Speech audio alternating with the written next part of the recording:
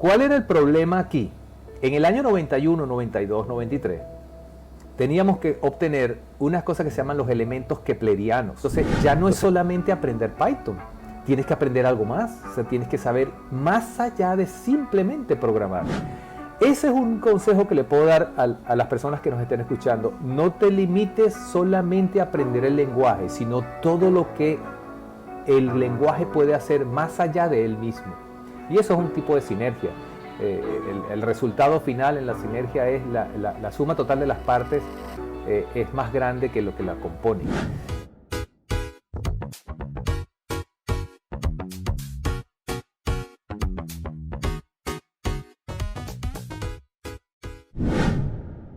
Bienvenidos y bienvenidas a Bit, el podcast de Python, explorando el mundo de Python y más.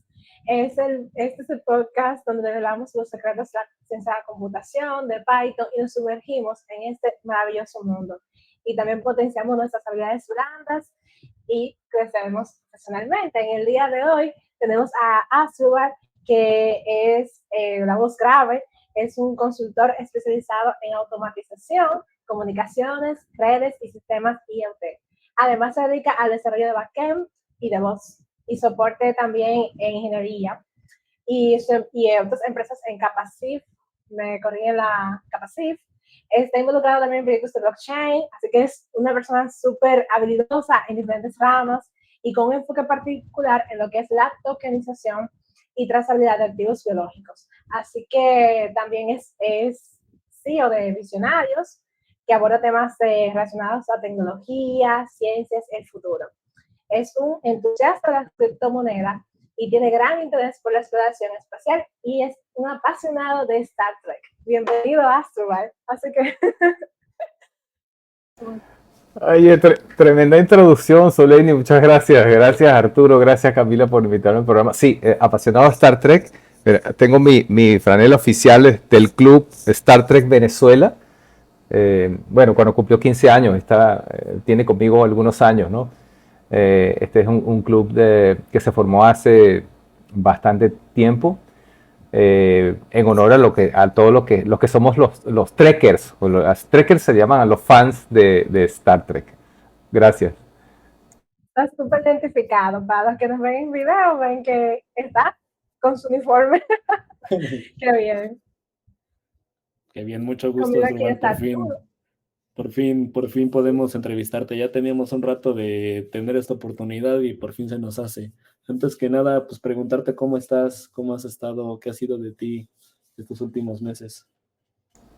Bien, bien. Bueno, gracias por preguntar. Es bueno decir en la entrevista que estuve afectado, todavía estoy afectado por algo que le llaman long COVID, los médicos. Yo no sabía que eso existía. Básicamente el long COVID son secuelas o son post-síntomas de las personas que sufrieron COVID, que a veces simplemente los padecen pero no saben qué está ocurriendo. Piensas que son problemas de cardiología, de gastroenterología, de neurología, y resulta que es un síndrome completo de cosas, de síntomas que al final no le encontraron otro nombre sino long COVID. Ya estoy recuperado, ya estoy bastante mejor, y bueno, aquí, y como les decía, volviendo al Python otra vez. Qué gusto que ya mejoraste, que te encuentres mucho mejor. Sí, se te escucha muy bien. La verdad es que ahorita te escuchamos muy bien y nos da mucho gusto saber que ya has recuperado la salud, porque con salud pues se puede hacer todo, ¿no? Lo más importante es eso. Así es. Y un placer poder estar aquí contigo un ratito compartiendo. No sé, bueno, creo que hay que comenzar con la primera pregunta. Ya después de toda tu bio impresionante, con toda tu trayectoria, lo que a mí más me inquieta es, ¿qué te impulsó o qué fue lo que te motivó a irte por la tecnología? ¿Qué fue la primera sensación o el primer momento que tú dijiste, quiero dedicarme a esto? A ver, no, yo no dije voy a dedicarme a esto, pero tal vez de manera inconsciente esto ocurrió. Creo que la forma más fácil de explicarlo es que cuando era bastante niño, eh, pues tenía, ¿sabes? A uno le regalaban esas pistas de carritos eléctricos. Y bueno, a mí me da por desarmarla, a ver qué había dentro, cómo funcionaban, cómo eran los motorcitos, utilizarlo para otras cosas. Y lo típico, desarmar cosas y encontrarte adentro componentes electrónicos sin saber cómo funcionan, cómo se arman. Después no lo podías armar, o sea, te quedaban tornillos fuera, lo típico. Y creo que, bueno, eso, o sea, esa curiosidad, básicamente es curiosidad de cómo funcionan las cosas, de cómo los juguetes funcionan. Entonces, yo creo que todo comenzó con los juguetes. Pues en el camino siempre esa curiosidad me llevó a explorar un poco más. Y bueno, ya esos juguetes se hicieron un poquito más de adultos, ya las computadoras y todas esas cosas. Entonces, creo que ese fue el terreno que yo seguí. Y en el caso de la tecnología, más hacia el terreno de la electrónica. A mí me encanta la electrónica. De hecho, yo estudié fue ingeniería electrónica. Y bueno, claro, esto deriva con sistemas, informática, robótica, mecatrónica, y eso creo que es la vía actual y hacia donde se dirige el mundo en estos momentos. Interesante. Entonces tú desde pequeño sí eras muy curioso y te interesaba ver cómo funcionaban las cosas, desarmabas, volvías a armar, bueno, aunque ya no quedara igual, ¿no? Aunque ya no Así. pudieras, aunque ya no sirviera, tú lo intentabas, ¿no? Entonces tú eres egresado de ingeniería robótica. No, mecánica. No, electrónica, Electrónica. electrónica. Yo estudié fue electrónica. Ok, ok. Y bueno, entonces, o sea, ya nos contaste un poco de cómo empezaste, pero ¿cómo empezó tu curiosidad por las computadoras o por la programación? Porque ya nos hablaste de los carritos, pero ahora ya pasando al mundo de la tecnología, ¿cómo fue? Bueno, yo digo que a mí me fue muy bien en la época de pasar de niño a adolescente. Yo estudiaba, cuando estudiaba secundaria todavía, eh, yo estudiaba, porque me gustaba la electrónica, como ya les conté, yo entré a un instituto mientras estudiaba la secundaria. Esto era paralelo. Entré a un instituto a estudiar electrónica básica. Mis papás me ayudaron a pagar eso, porque yo no podía pagarlo. Y como veían que yo tenía el interés, entonces eh, me pagaron el estudio. A los 3 meses en ese instituto, el profesor, el profesor que me daba clase era el director. Y él se dio cuenta que yo tenía más habilidades para la parte digital. Entonces me propuso cambiarme de electrónica básica a digital. Y a los pocos meses, estando haciendo digital, yo todavía, como les digo, todavía cursaba la secundaria. Una empresa fue a buscar personas en ese instituto que le sirvieran de técnico en electrónica, y me recomendaron a mí.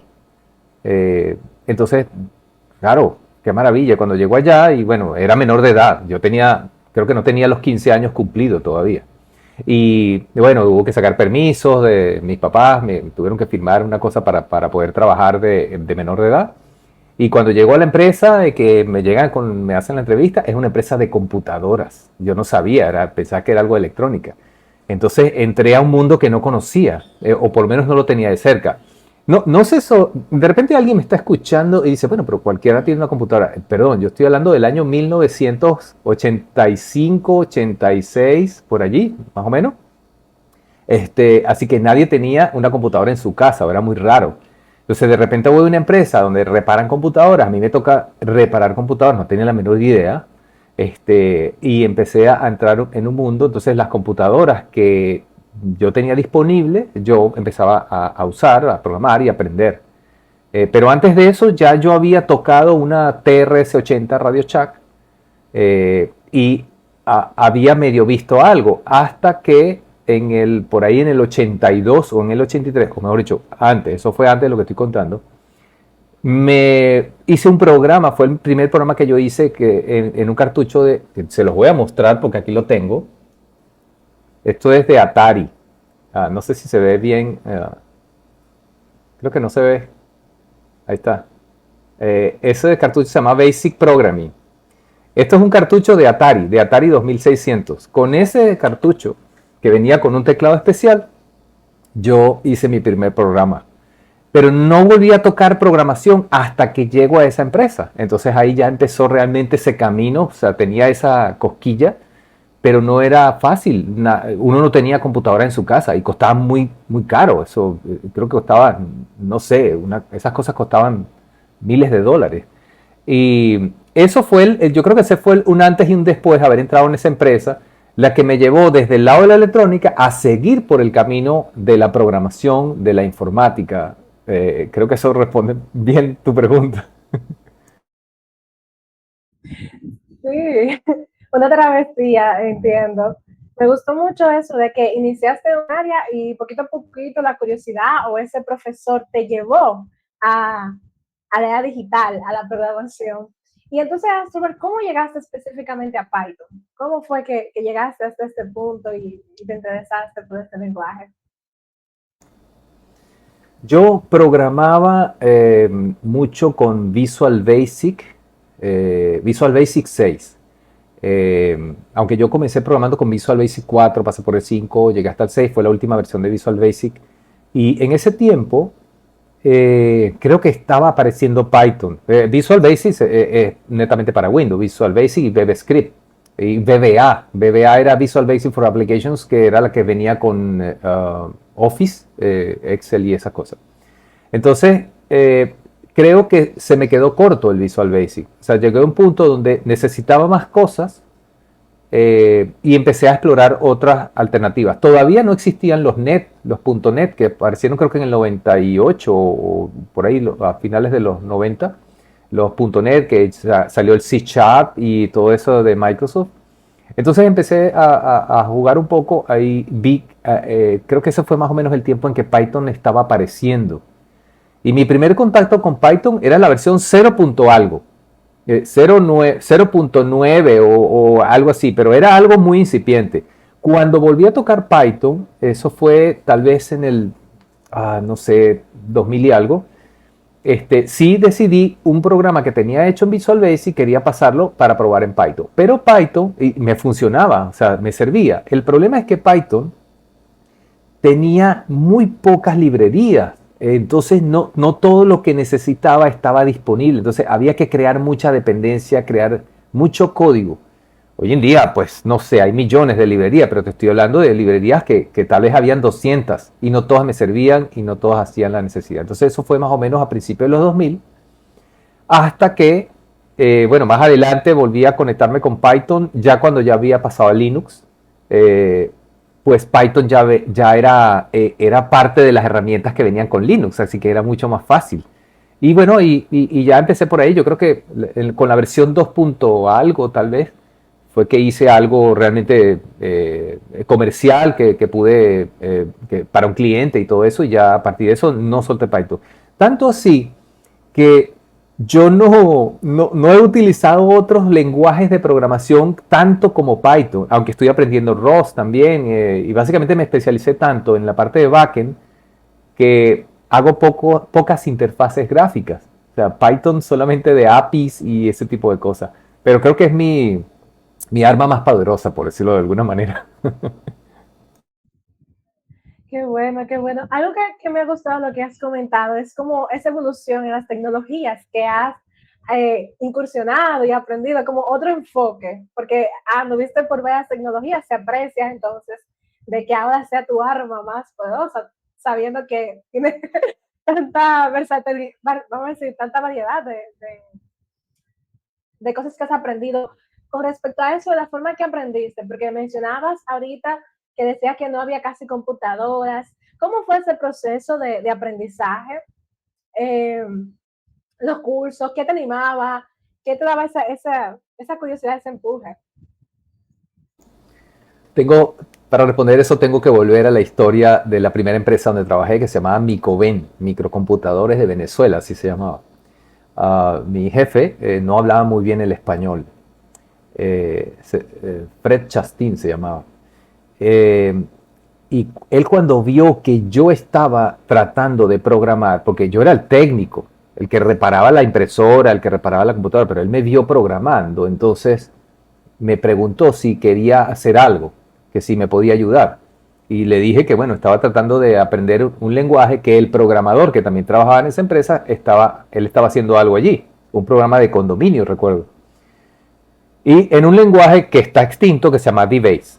Y en aquel tiempo era DBase 2. El DBase evolucionó de DBase 2 a DBase 3, DBase 4, y después vino algo que se llamaba Clipper y tal. Pero bueno, vamos a hablar de DBase.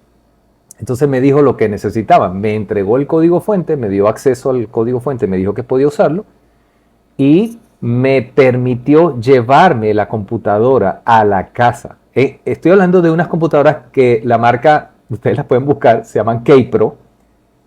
Kaypro, no recuerdo si esa era la 2, la 4 o la 16, habían varios modelos, y eran portables, pero un portable que pesaba como 10 kilos, ¿no? O sea, una cosa grande así, y me permitía llevarla a mi casa. Entonces, eso me permitió aprender DBase, y a partir de ese momento, aprender por mí mismo. Eh, Ahí yo debo decir de Soleni que yo nunca hice un curso. Y esto es algo que a veces no se lo creen a uno. Yo no hice un curso de ningún lenguaje. Todos los aprendí por mí mismo. O sea, fui autodidacta desde el principio. Porque lo difícil, primero, habían pocos institutos de computación. Segundo, no tenía el dinero para pagarlos.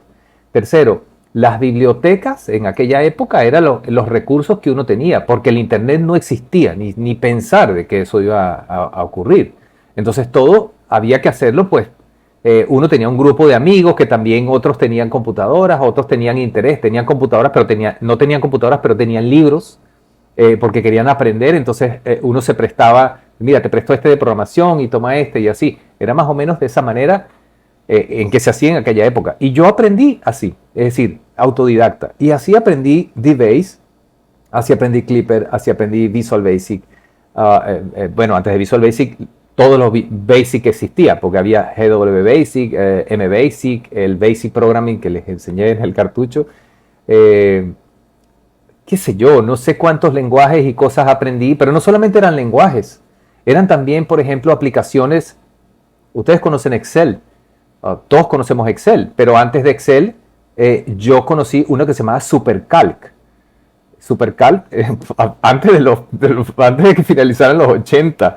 SuperCalc, Lotus 123, Symfony, esas eran las aplicaciones que simulaban algo como lo que hoy en día es Office, o los precursores, digamos, no que lo simulaban, sino que eran precursores. Y de esa manera aprendí todas estas aplicaciones. Entonces, tal vez el dominio de las aplicaciones permitía y entender cómo funcionan las aplicaciones, las herramientas, los programas.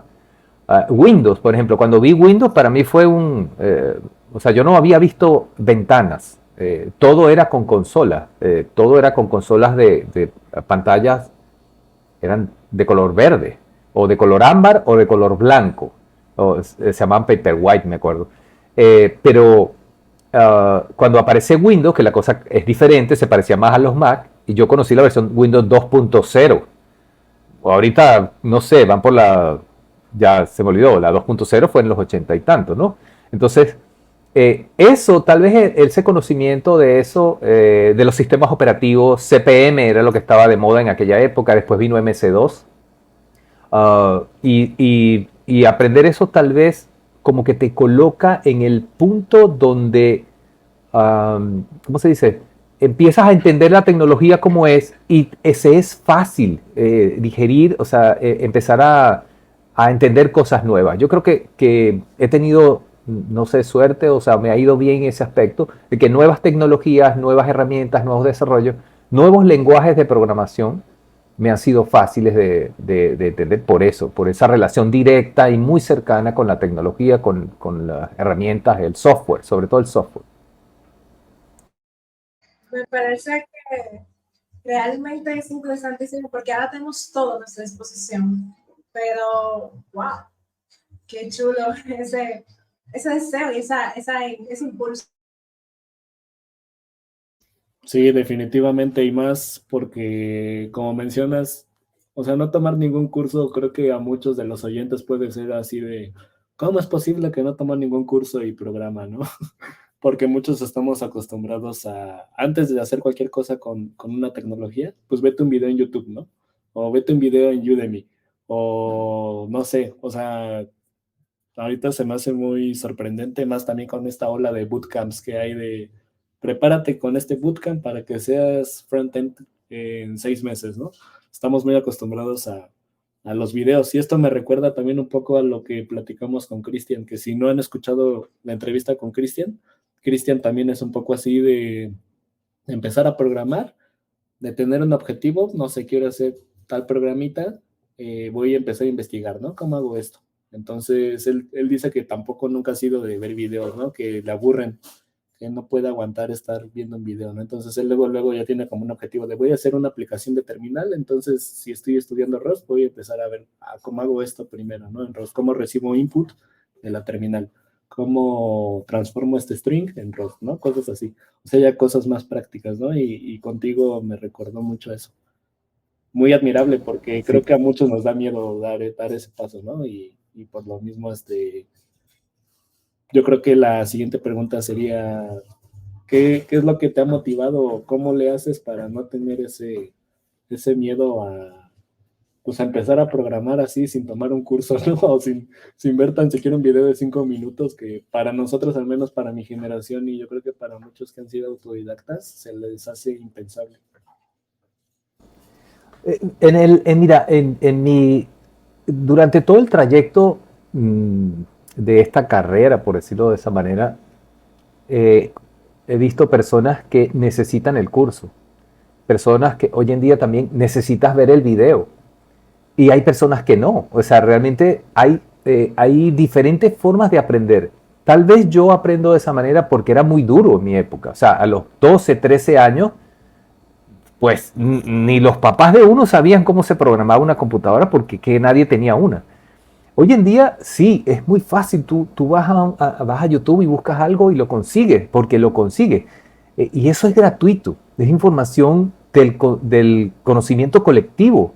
Entonces es fácil aprender cosas para quien tiene esa forma de aprender. Yo utilizo todos los recursos posibles. Yo sí me voy de repente a YouTube y busco algo porque no sé hacerlo y déjame ver cómo se hace esto.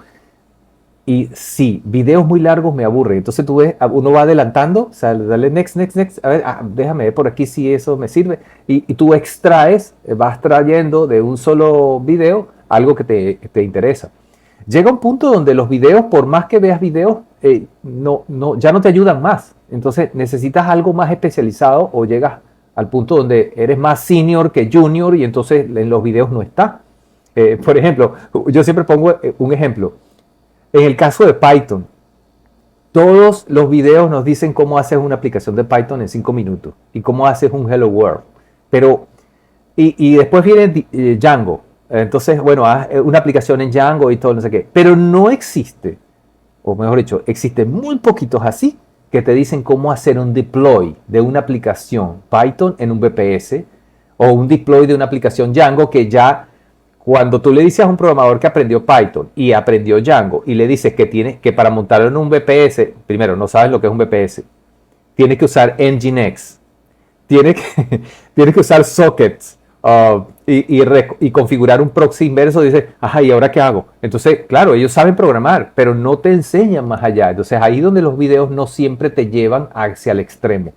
Y ahí es donde, si no está en el video, pues uno le toca hacer como dijo Cristian y tú hiciste el comentario, Arturo. Sí, bueno, hay que investigar, déjame ver cómo hago esto y déjame probar esto. Esa es la manera.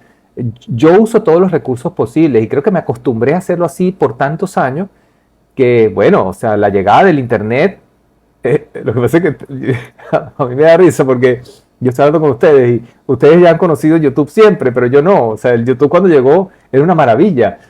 Hasta que empiezas a ver que la gente empezó a colocar tutoriales y cosas. Pero antes de que el YouTube fuese eso, en YouTube solo había música. Era un MTV por demanda. O sea, eso era lo que había antes. O sea, la música, la mascota, los perros. De hecho, creo que el primer video de YouTube que se cargó fue algo de una mascota. Los dueños de YouTube, los que crearon YouTube, montaron algo sobre eso. O sea, ahora viene TikTok, pero TikTok es lo que está de moda en cuanto a videos y verticales, además de verticales.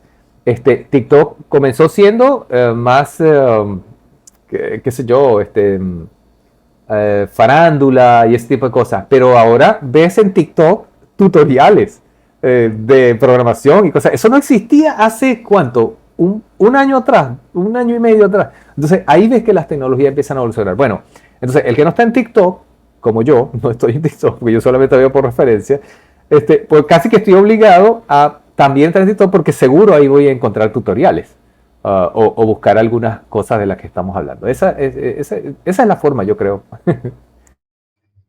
Sí, concuerdo contigo con dos cosas de las que mencionaste, sobre que decías que hay muchos videos introductorios, pero hay otros que son muy específicos. Estaba comentando justamente eso con un compañero y es verdad, pero tenemos una amplia forma de acceder a la información, pero llega un punto donde toca bajarse a estudiar para poder obtener quizá el conocimiento, para poder implementar quizá un software a otro nivel, realmente.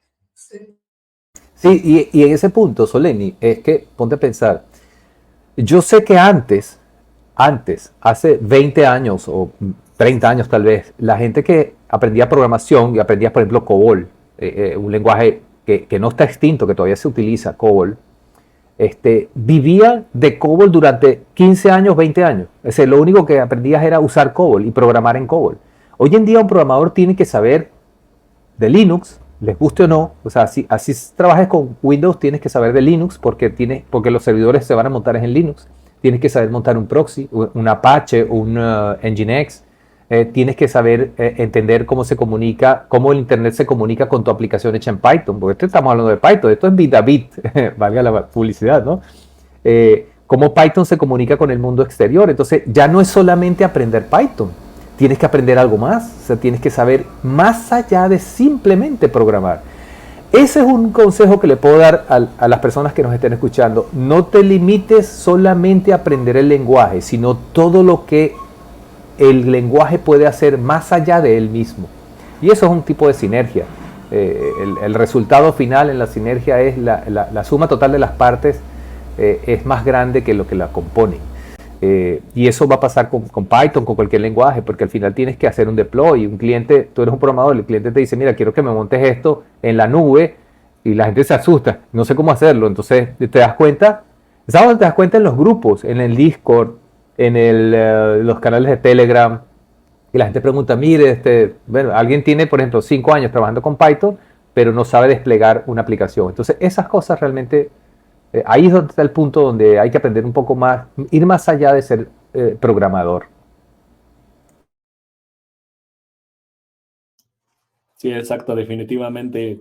Porque también, o sea, Python es una herramienta, pero o sea, hay problemas que no vas a usar Python, ¿no? Ya debes de meterte, como dices, otras tecnologías. No puedes usar un martillo para todo, ¿no? O sea, debes de usar a veces un desarmador u otra herramienta, ¿no? Y lo mismo con Python. Python puede ser muy bueno para ciertas cosas, pero ya para deployar o para ponerlo en vivo, que esté en internet, pues debes de aprender bastantes cosas, ¿no? Que como dices, no siempre es tan fácil, ¿no? Ya encontrar ese tutorial o ese material avanzado.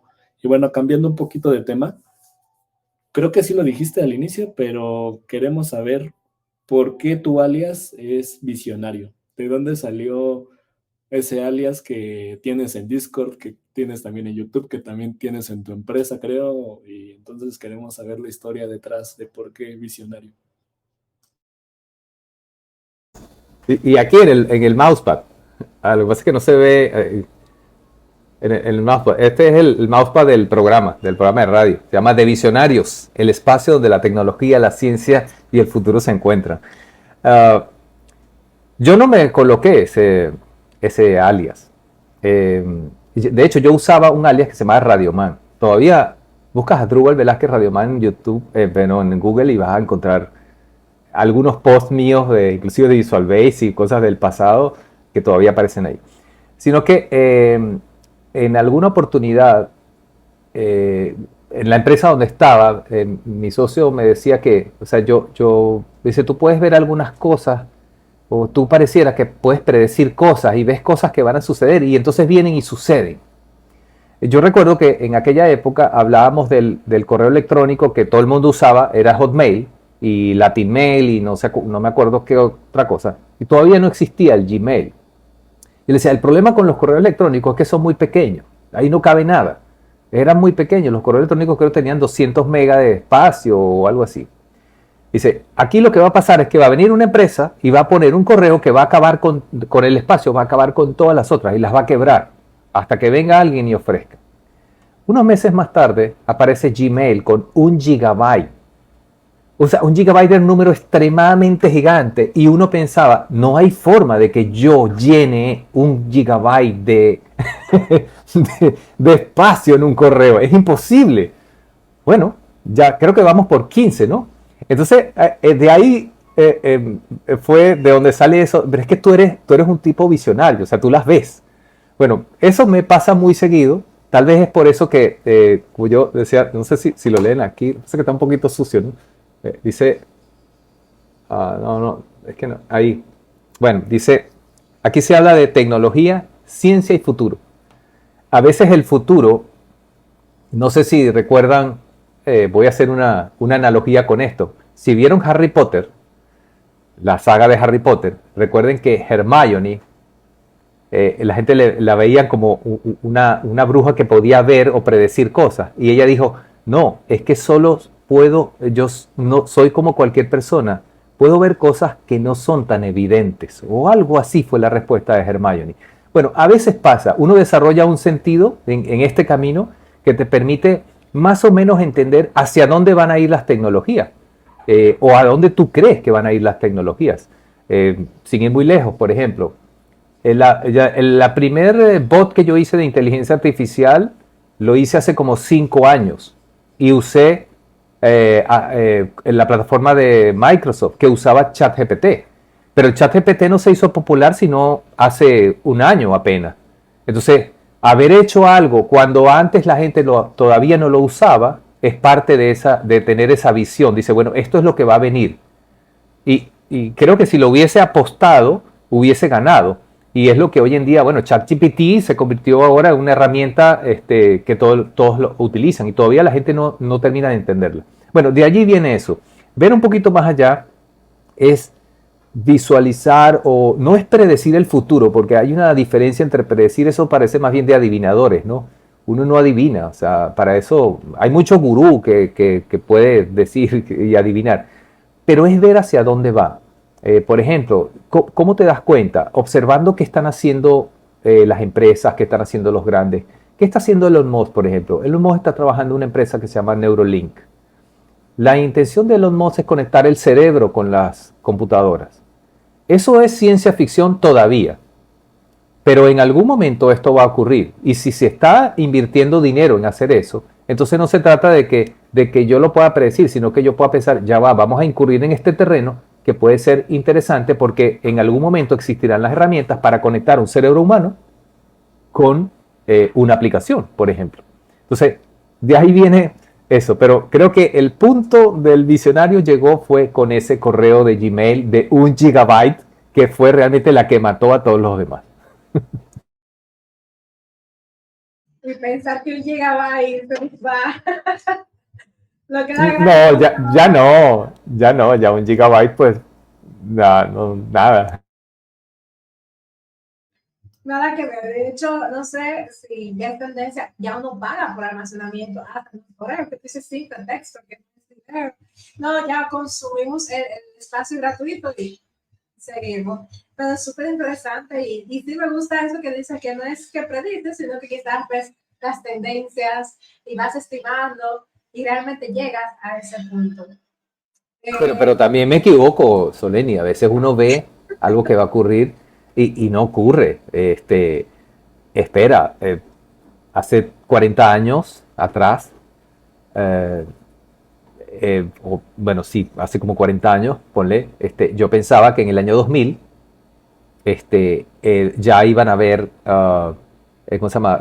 Civilización en la Luna. Y eso no ha ocurrido. Y todavía no va a ocurrir, pero estamos más cerca de que ocurra.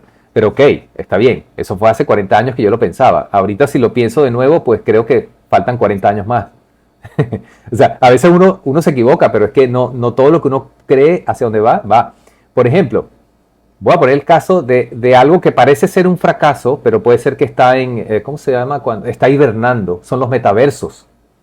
¿Sabes el boom que hubo a finales del año 2022? Bueno, fue a finales del 21 y en el 22 eso se destapó. Los metaversos, ¿sabes? Se crearon en cuestiones de meses algo así como 15.000 empresas que todas querían crear metaversos y criptomonedas de metaverso y todo aquello. ¿Y dónde están los metaversos?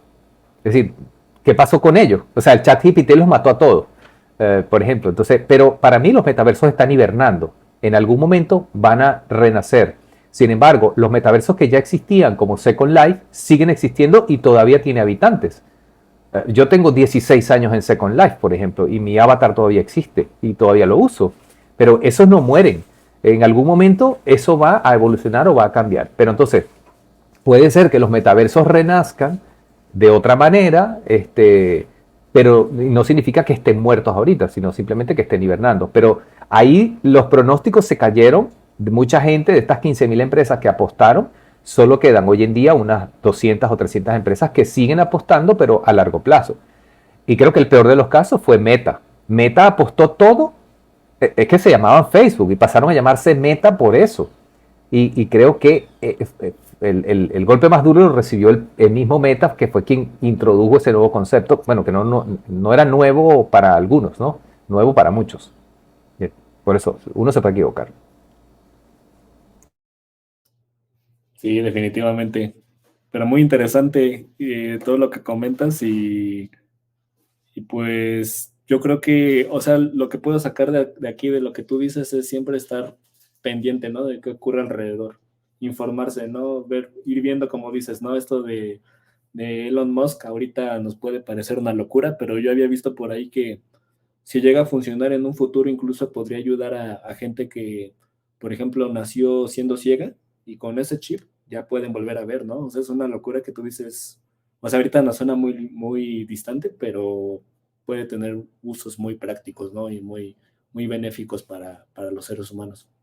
En base a esta sección, te quisiera preguntar también, ¿tú dónde te mantienes informado o qué sitios web? Porque quiero imaginar que ahorita ya estás acostumbrado, ¿no? A estar viendo en sitios web, no sé, en portales como New York Times o The Verge, o no sé, quiero saber en qué sitios web tú te metes para ir viendo estas tendencias y tener esa visión. Oye, esa pregunta es buenísima porque lo primero que, que viene a la mente es, bueno, ¿cómo haces, lo que tú dices, cómo haces para informarte y mantenerte al día? Bueno, he logrado desarrollar algunas técnicas para que la información yo no tenga que ir a buscarla. Y es así como funciona. La información tiene que llegar a mí. Entonces, ¿qué pasa? Tengo una rutina que he formado por años.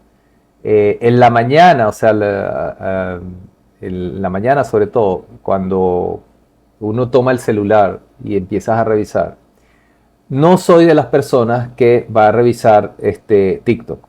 No soy de las personas que va a revisar los estados de WhatsApp. Así que tengo otra rutina. La rutina es revisar, por ejemplo, los canales, muchos canales de Telegram contienen información que llega a diario. Pero aquí, cuando son las 6 de la mañana, los europeos ya han colocado cantidad de información hace 4 horas atrás. Pero nosotros estamos en Latinoamérica, así que con respecto a Europa, estamos como a 6 horas de distancia, así que la información que tenemos en la mañana es muy fácil de digerir porque ya está colocada. Entonces, no es que voy a páginas especializadas, sino que recibo información de muchos canales y simplemente voy viendo. Por ejemplo, el primero que me viene a la mente se llama Hacker News. Hacker News es iCombinator, que es la página, Y Combinator creo que se llama. Hacker News tiene un canal en Telegram y no sé, probablemente hay 200 mensajes diarios que aparecen ahí. Entonces, bueno, uno simplemente va pasando y me interesa y vas y lo lees. Y entre las cosas que busco son las que acabo de nombrar hace ratico. El espacio, tecnología, ciencia y futuro. Esas son las 4 cosas. En el caso de los canales de Telegram. El segundo, la herramienta que tiene Google, aquí es donde la gente que es conspiranoica con la privacidad me van a matar, ¿no? Sabes que los teléfonos, tú puedes, cuando abres la aplicación de Google, tú ya tienes precargadas unas noticias. Google sabe cuáles son tus intereses. ¿De dónde lo saca Google? Del tipo de navegación que haces. En la medida que tú vas navegando, el Google Chrome, o sea, si lo uses con Google Chrome o cualquiera de los browsers, siempre y cuando tu cuenta está logueada.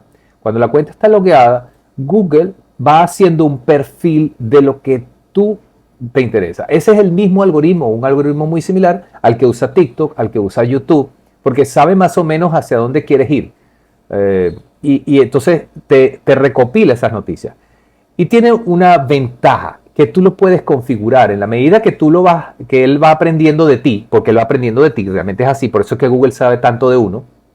Tú puedes configurar y le dices, mira, ya no quiero saber de esto, no quiero de esto, no quiero información de esta, no de esta, y vas excluyendo. O puedes incluir, quiero de esta, de esta, de esta. Entonces vas poniendo filtros de tal manera que llegas al punto donde el 70 o el 80% de la información que te coloca automáticamente no sé, varía más o menos cada 20 o 30 minutos, son la información que estás buscando. Entonces, esa es la técnica. No salgas a buscarla. Haz que la información llegue a ti. Y esos son los dos métodos que utilizo. Y lo otro es, bueno, métete en las conversaciones donde la gente está hablando de algún tema que te interesa. Por ejemplo, en el caso de Twitter, que yo he usado Twitter poco los últimos tiempos, es que como las conversaciones en Twitter son abiertas y a gente le molesta que otros van y opinan, ¿no? Pero no, si están abiertas, eso es como una sala donde está mucha gente charlando y tú te metes.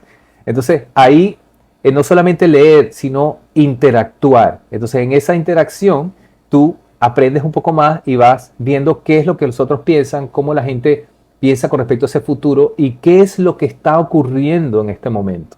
Y estoy hablando de tecnología, ojo, tecnología, ciencia, que son las ramas que me interesan, pero por ejemplo ahora acabo de activar filtros por la guerra en Ucrania y lo que está pasando con Israel y Hamas, por ejemplo. O sea, eso no es tecnología, pero lo mejor que puede hacer uno es estar enterado.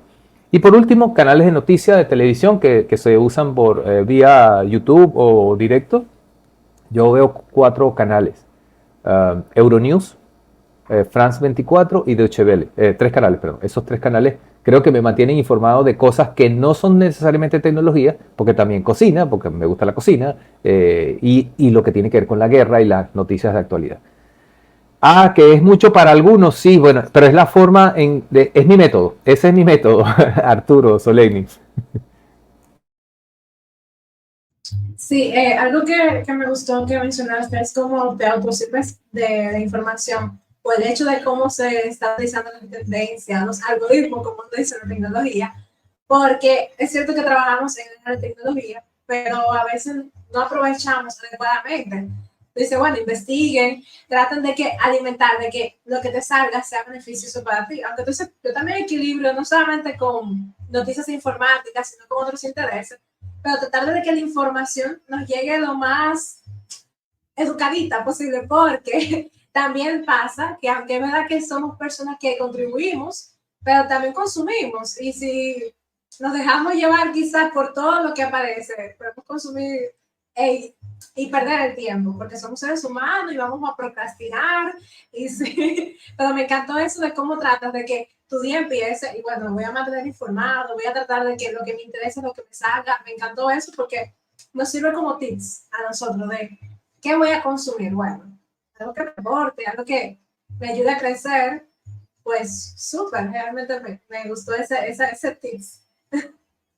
Sí, de hecho muy buenos. Yo anoté, hay varias cosillas que dijiste porque, pues sí, lamentablemente ahora con tantas redes sociales y con tantos temas que se manejan, es muy fácil perder el tiempo, ¿no? De hecho, estaba viendo un artículo que actualmente se procrastina más que en los años 50, ¿no? En los años 40. La gente ahora pierde demasiado tiempo en el celular, pero viendo contenido que no le aporta, ¿no? Viendo estos trends de TikTok del bailecito, ¿no? Viendo estos memes de, no sé, de Elon Musk, etcétera, ¿no?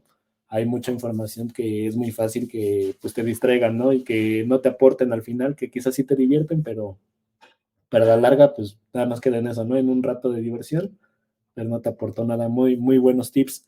Y hablando ya de redes sociales, sabemos que tú eres un usuario de Python en español. La pregunta obligatoria es, ¿cómo es que llegaste a Python en español? Porque, bueno, tú también has aportado mucho en el servidor.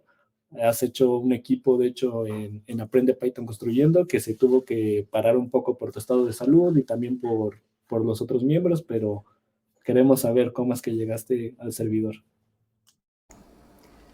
Oye, yo pensaba que no existía un canal de Discord de Python. De hecho, no pensaba que habían tantos canales de programación o de otros lenguajes. Y de Python hay varios, y de Django, y de muchas cosas de Python. Pero no pensaba que en Discord, porque cuando yo conocí Discord era básicamente para juegos. Así que mi interacción con Discord fue poca. Entonces, en algún momento, en el canal de Telegram de Python en español, alguien colocó, no recuerdo quién, y seguramente fue Cristian, el enlace, una invitación para el canal de Discord. Cuando agarró el enlace, pero el canal de Discord, y estaba gigante, es decir, había mucha gente. O sea, pero ¿cómo es que yo no lo vi antes?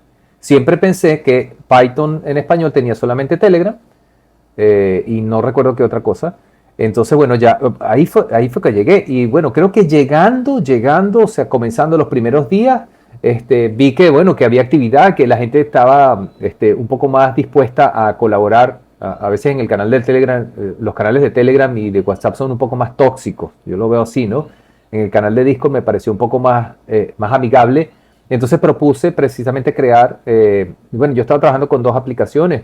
En una estoy como colaborador y otra yo la arranqué, que es básicamente para hacer una nube ilimitada de datos, es lo que hablamos hace rato del gigabyte, nube ilimitada, utilizando a Telegram como nube, como es gratuito. Ahí están los grupos y bueno, he aportado algunas cosas y tal. Ciertamente, mira, he estado desaparecido del canal de Discord como 2 meses y que no he visto nada. Y tengo así de mensajes que llegan los avisos de que tienen no sé cuántos mensajes por leer. Y esa fue la forma en que llegué. Y me gusta más porque el equipo está un poco más homogéneo, el equipo es un poco más amigable. La gente tiende a compartir más y a colaborar más. Y a veces yo quisiera aportar más. Pues hay gente que llega y pregunta algo, ¿no? Y uno quiere aportar en el tiempo que tenga o en el momento que tenga y tal. Y me voy a desviar un poquito porque justo en el canal de Discord me di cuenta de algo. Hay mucha gente nueva que no sé si es que es la forma o la costumbre en cómo lo hacen, que hacen preguntas, el tipo de preguntas eran muy fáciles de encontrar en Google. Eran muy fáciles de preguntarle al ChatGPT, aunque yo no lo recomiendo como primer instrumento de consulta. Pero es fácil conseguir algo en Google antes de llegar a hacer la pregunta en Discord, por ejemplo. También ocurre en Telegram, pero sí me di cuenta que en Discord ocurre más. Creo que le faltaría un poquito el toque a la gente de que ya va, si puedes hacer una pequeña búsqueda, o sea, tú agarras y copias la misma pregunta y después la pegas en Google del usuario y ya tienes las respuestas. O sea, vi ese detalle. Entonces, bueno, uno aporta lo que pueda. Pero a la gente como que no le gusta que le digan, vaya, busca en Google primero. O sea, esto lo doy como un buen consejo. Es decir, hay que, o sea, antes de llegar a preguntar en un grupo, busca en Google primero. Las personas que estamos para ayudar y para aportar, es nuestro tiempo, vamos a aportar en nuestro tiempo, nuestro pensamiento, nos vamos a escribir, vamos a responderte. Pero si la pregunta es tan simple como cómo hago un import, caramba, creo que hace falta un poquito más y eso nos va a hacer mejores programadores en la medida que seamos más autosuficientes para buscar las cosas. Eso lo vi en el canal de Discord y esa fue la forma en que llegué. Perdón que me desvié. No, tranqui, tranqui. Algo que sí me dices eso de eso. Quizás es porque quieren participar o eso, pero sí es importante, como dices, tratar de investigar por cuenta propia y ya luego interactuar, sí, haciendo preguntas un poquito más específicas. Pero sí, realmente se anima a que si tienen alguna duda o quieren participar, pues inicien por una esquinita también, pero sí es cierto lo que dices, de que tenemos que también trabajar en eso de el autoservirnos y servir informaciones. Pero Sí, definitivamente. Lo que pasa es que muchas veces, no sé, creo que la gente que empieza a aprender un lenguaje no está acostumbrada a investigar o buscar en Google, ¿no? Está más acostumbrada como en el modelo de escuela, de que yo tengo a un superior que le puedo preguntar, ¿no? O a un compañero. Entonces están más acostumbrados a preguntarle, ¿no? A una persona que en vez de preguntarle a Google y que ahí salgan muchas respuestas, ¿no? Entonces creo que también tiene que ver un poco de eso. Hay un tema que me gustaría saltar, lo conozco más porque ya he platicado contigo y creo que vale la pena aquí tocar en el podcast. Tú pudiste contactar a unos astronautas que estaban en el espacio, ¿no? Quiero que nos cuentes esa experiencia, porque la primera vez que la escuché con David, que no nos acompaña, a mí me voló la cabeza. Entonces quiero que nos cuentes un poco de tu afición al radio y cómo llegaste a ese momento. Me encantan esas preguntas porque más allá de la tecnología, esto tiene un componente de satisfacción. Eh, yo soy radioaficionado hace muchos años. De hecho, obtuve mi licencia a los 18 años. O sea, que la legislación venezolana te obliga que a los 18 años es que puedes solicitar la licencia. Pero yo hacía radio, lo confieso, pirata. O sea, pirata es que sin licencia, desde mucho antes. Cuando te hablaba de los carritos que desarmaba, también desarmaba los walkie-talkie. ¿Sabes? Los radios, eso era un juguete. En mi época eran juguetes. Y usando esa tecnología que era de radio, jugábamos policías y ladrones. No sé si conocen ese juego. O sea, uno de niños juega policías y ladrones. O sea, uno se esconden y los policías lo buscan. Yo me compré un par de walkie-talkies. Entonces mi compañero, para jugar policía y ladrón, le daba el radio. Y entonces era más fácil decir, mira, van por la casa tal. O sea, súbete por la cuadra de arriba con el walkie-talkie. Usar tecnología para hacer las cosas más eficientes. Entonces siempre ganábamos el cuento. Entonces, ¿qué pasa? Esto me lleva a hecho todo este cuento porque, como siempre he sido entusiasta de la radioafición, soy de los que dije que cuando llegó el internet iba a matar la radioafición, y en efecto eso está ocurriendo. En el año, más o menos en el año 91, 92, más o menos, me entero y estoy consciente de que las misiones del transbordador, los transbordadores espaciales norteamericanos, que se llamaron Columbia, Challenger, el Challenger fue el que explotó, por cierto, fue el día de mi cumpleaños, el Enterprise, esos transbordadores hacían misiones al espacio. Y como no había una estación espacial norteamericana y tampoco había una estación espacial internacional, la que conocemos ahora, la ISS, existía una estación espacial rusa que se llamaba Mir, Estación Espacial Rusa Mir. Los rusos y los norteamericanos hicieron un acuerdo para llevar módulos a la Estación Espacial Rusa, y ellos llevaron un programa, se llamaba un programa que se llama SAREX. SAREX es la sigla, no recuerdo cuál es la traducción, pero SAREX incluía el hecho de darle oportunidad a los radioaficionados en tierra para escuchar y para participar en las comunicaciones de los de transbordador, entre transbordador, caminetas espaciales y de transbordador a la estación espacial. Ok, estamos hablando de los años 90 al principio. Entonces, después ellos en ese programa permitieron que los radioaficionados pudieran comunicarse con las estaciones. Entonces a ellos les asignaron unos indicativos especiales. La estación espacial rusa, los indicativos eran R0 Mir, que fue con la que ya contacté, y tenían otros, ¿no? Entonces cada uno de ellos, de los astronautas, tenían un indicativo con el que se podían comunicar como radio o identificarse con su sigla. Y nosotros teníamos licencia. Entonces, ¿cuál era el problema aquí? En el año 91, 92, 93, teníamos que obtener unas cosas que se llaman los elementos keplerianos. Los elementos keplerianos son las variables y constantes que tú introduces en las fórmulas para saber cuál es la órbita, en dónde está, cuándo está y cuándo pasa por tu latitud y longitud un satélite que le está dando la vuelta a la Tierra cada 90 minutos. Y además no siempre está en la misma posición. Entonces, nosotros le llamábamos la cacería. Entonces, teníamos que cazar la estación espacial rusa Mir. No sabíamos dónde estaba. Entonces, obtener los elementos keplerianos era todo porque eran cosas digitales y teníamos que meter una fórmula para saber, mira, va a pasar por sobre Puerto Ordaz, que es la ciudad donde yo estaba, va a pasar tal día a tal hora, pero eso era dentro de 40 días y los elementos keperianos podían cambiar.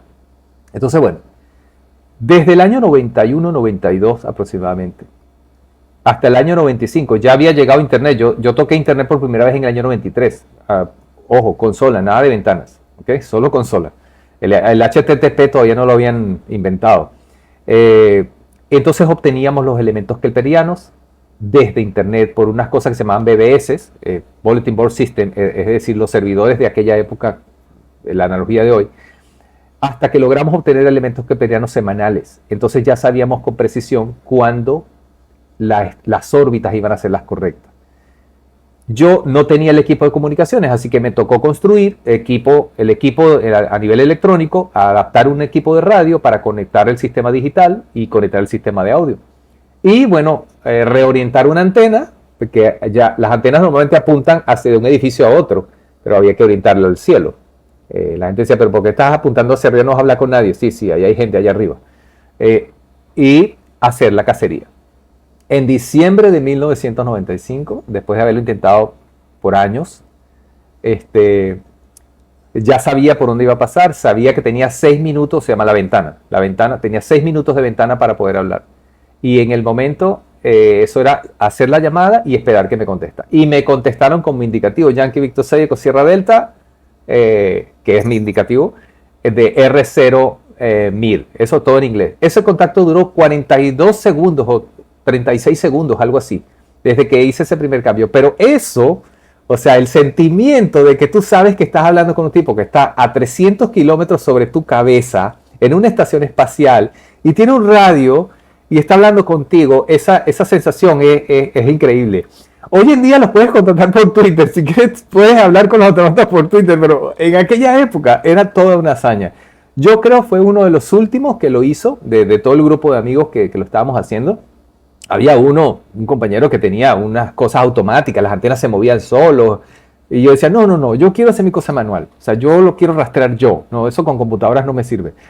Y bueno, así fue, o sea, hubo un contacto, fuimos varios venezolanos lo hicimos, y bueno, en el resto del mundo, hasta que bueno, ya la estación espacial Mir ya no existe, la lanzaron al Pacífico en el 97, después apareció la ISS, pero ellos ya no tienen ese programa. Sin embargo, todavía se pueden escuchar en algunos momentos las comunicaciones de transbordador, o sea, bueno, no siempre, las caminatas a veces abren el canal para que tú las escuches, pero ya no se puede.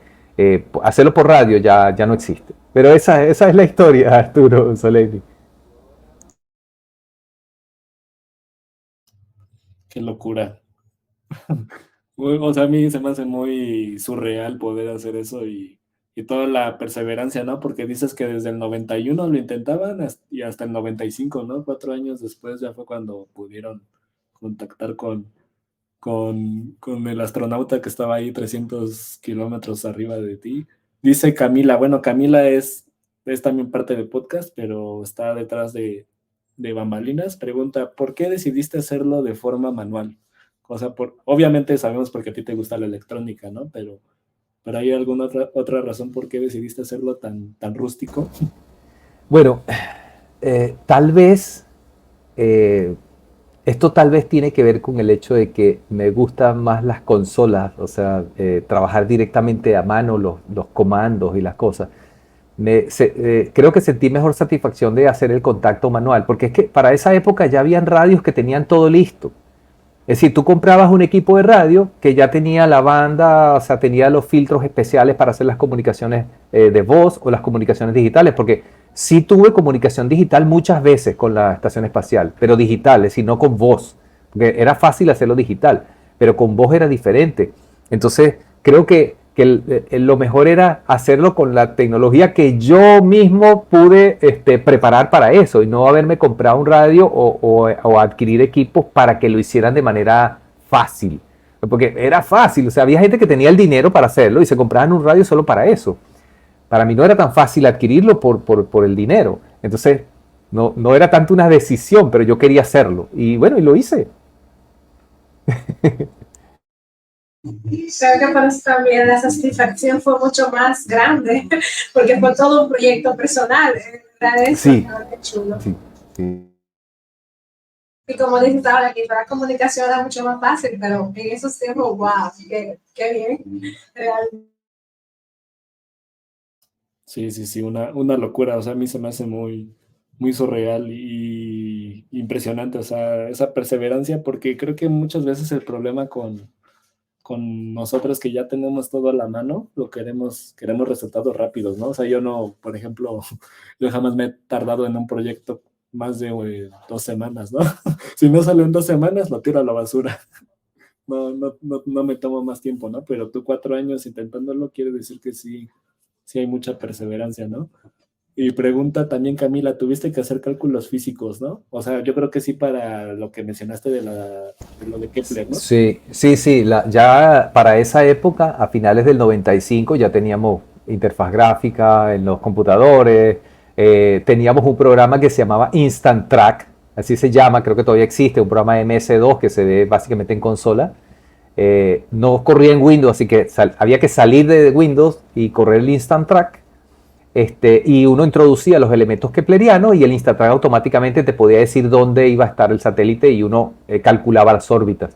Entonces, Camila, en ese punto fue fácil. Para ese momento era fácil los cálculos porque no teníamos, o sea, yo tenía una fórmula que hice en Excel, es una fórmula gigantesca, o sea, una fórmula bastante larga para hacer el cálculo del elemento kepleriano.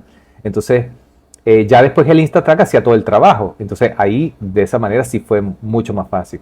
Y bueno, tú la estación espacial no la ves, simplemente no se ve. Tú sabes que allá llegó ahí arriba y cuando haces los cálculos dice, bueno, va a pasar sobre tu cabeza y tienes 6 minutos máximo, no más. 6 minutos es lo que tarda desde el horizonte hacia detrás de ti, o sea, 180 grados. Entonces, ese es el momento. A veces simplemente lo vas a ver, lo vas a escuchar o vas a ver 4 minutos. Pero les voy a dar un dato. En las ciudades de ustedes es fácil conseguir dónde va a estar la estación espacial sobre sus cabezas. Eh, Les voy a dar un dato. La estación espacial se puede ver. Hoy en día se puede ver. La ISS se puede ver. Solo hay 2 momentos en el día en que se puede ver. Por cierto, hoy hubo el eclipse y ni me acordaba. Hoy fue el día del eclipse. Hagan ese ejercicio un día. Busquen en Google dónde va a estar la estación espacial, cuál es el punto, y le tienen que poner las coordenadas de la ciudad donde ustedes están, tienen que ser sus propias coordenadas, porque varía, depende de la rotación terrestre. Y busquen una hora que esté cerca de entre el atardecer y la noche, o entre la noche y el amanecer. Y observen al cielo y van a ver una estrella que es la que más brilla y esa es la que se mueve. Esa es la estación espacial. Es el objeto que más brilla en el cielo hoy en día y lo puedes ver en esos momentos nada más, en el atardecer o en el amanecer. La puedes ver, a simple vista vas a ver una estrella que se está moviendo y es esa.